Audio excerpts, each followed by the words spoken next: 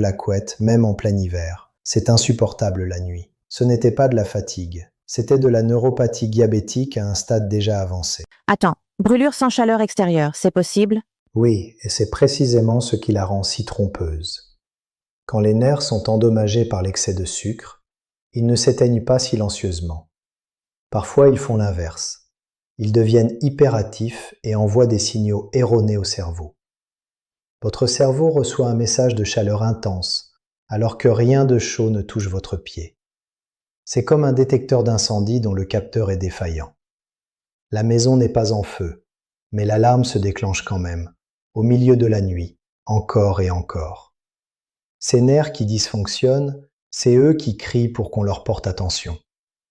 Une étude publiée dans le journal Diabetes Care, qui est la référence mondiale en diabétologie, montre que cette douleur de brûlure nocturne apparaît en moyenne 1 à 3 ans avant le diagnostic officiel du diabète de type 2. 1 à 3 ans. Votre corps parle longtemps avant que le laboratoire parle. Et qu'est-ce qu'on fait si on a ce signe? 2 choses immédiatement. Premièrement, hydratation sérieuse. 8 grands verres d'eau par jour minimum. Vos reins ont besoin de travailler correctement pour éliminer l'excès de glucose. Et ils ne peuvent le faire que si vous leur donnez suffisamment d'eau. Deuxièmement, augmentez les fibres à chaque repas. Légumineuses, légumes verts, flocons d'avoine le matin. Les fibres ralentissent l'absorption du sucre dans votre sang. Elles agissent comme un régulateur naturel de votre glycémie. On arrive au 3e signe et là j'ai l'impression qu'on commence à monter en gravité.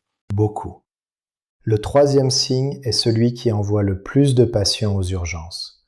Non pas à cause du signe lui-même, mais à cause de ce qui arrive quand on l'ignore. Une plaie qui ne cicatrise pas. Une petite coupure. Un frottement de chaussures. Une ampoule banale. Mes patients arrivent et me disent « J'ai une petite blessure depuis 3 semaines, ça ne veut pas partir. » 3 semaines.